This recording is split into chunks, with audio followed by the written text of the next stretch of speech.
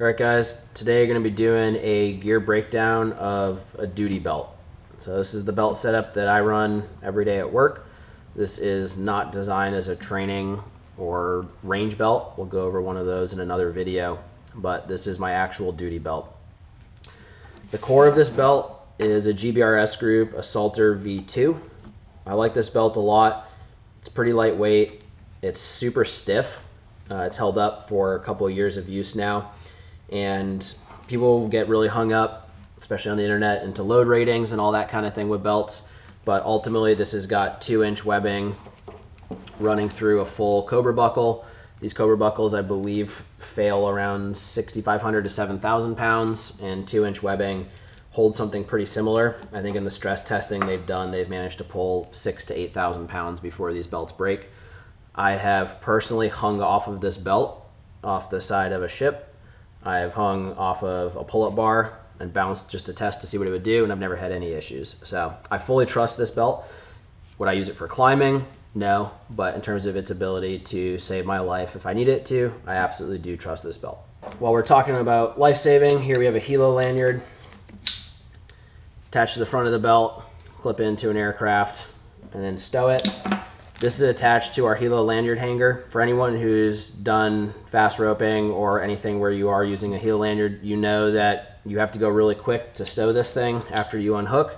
So I'll usually just clip it either back onto itself or chuck it in my pocket, or even on my plate carrier if I really had to, but usually it just gets hooked onto a pocket. But I really like having this Helo lanyard set up like this, back on this Helo lanyard hanger, because once this belt is curved and under tension, this lanyard stays pretty close to my body and it's not a snag hazard and it's not clanking around.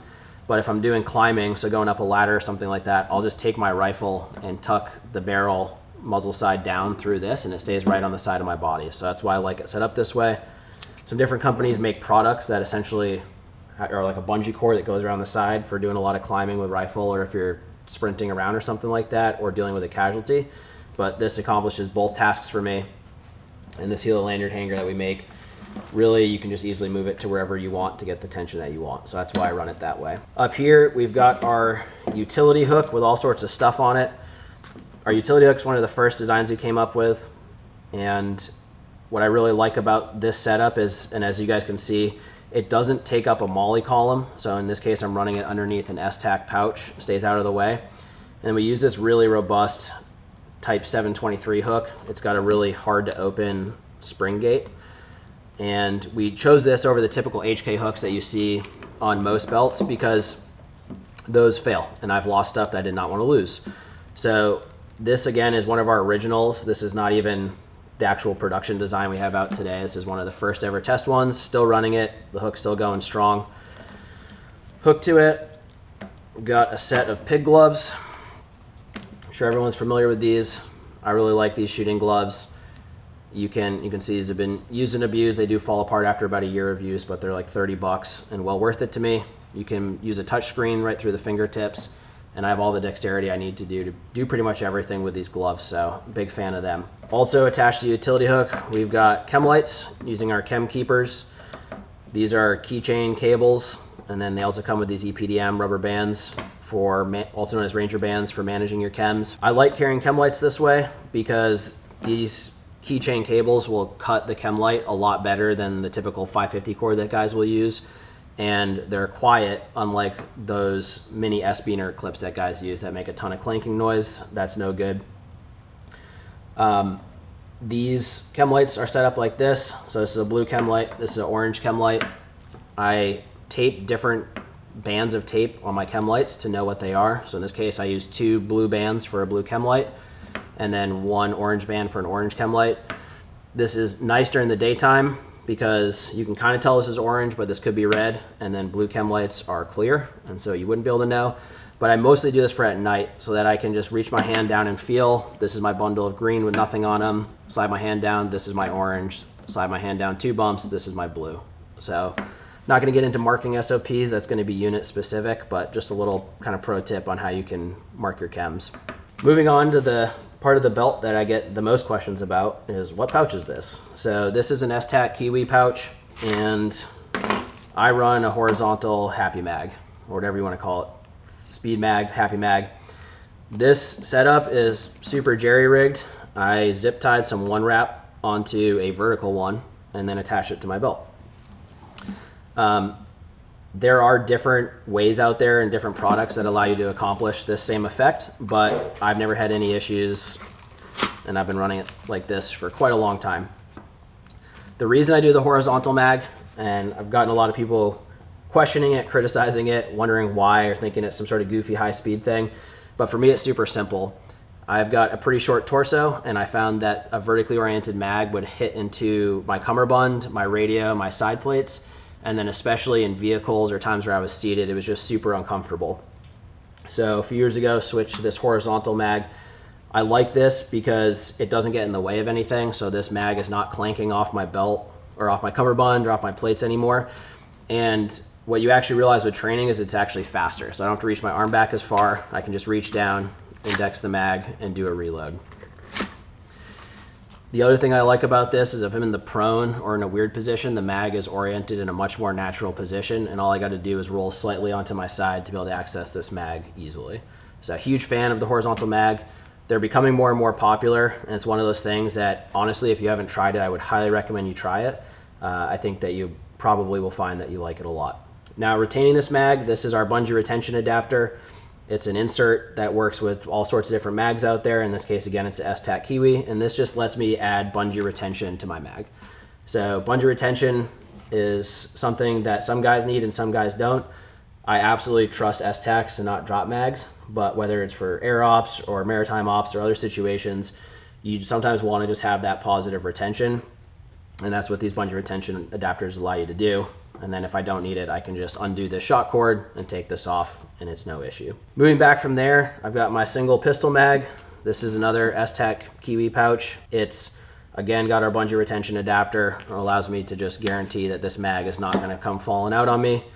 All these pouches here you can see are attached with Tactical Tailor malice clips. There are various ways to attach pouches.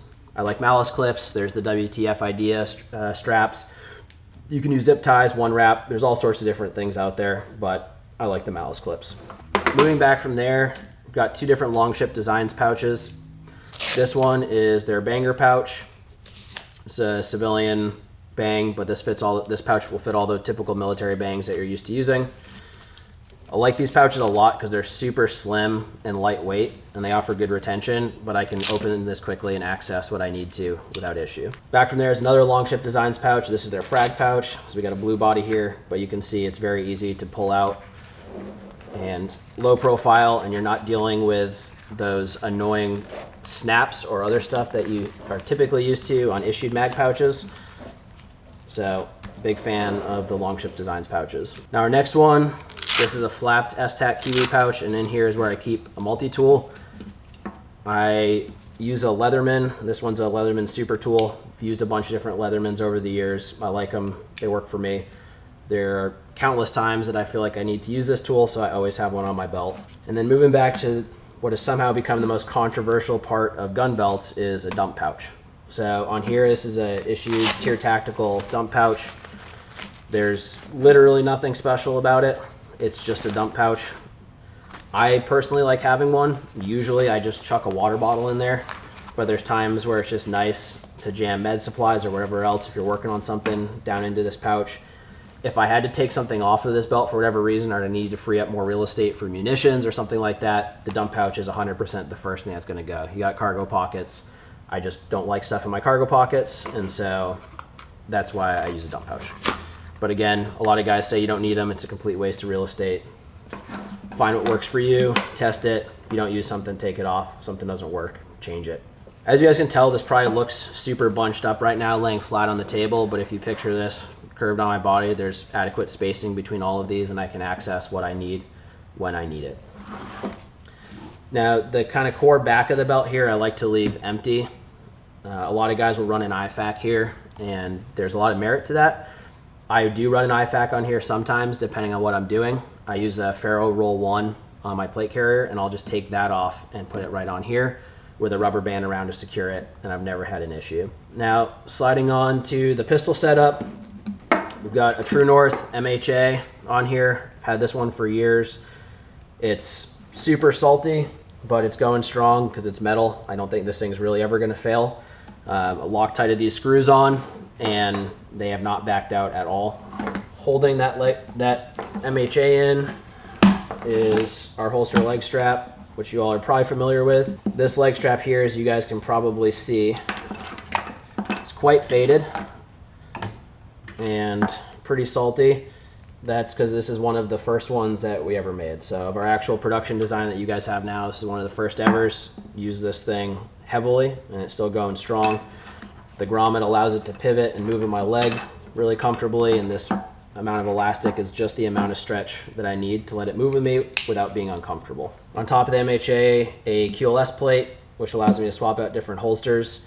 This is a Safariland 6354, which takes a red dot and light easily.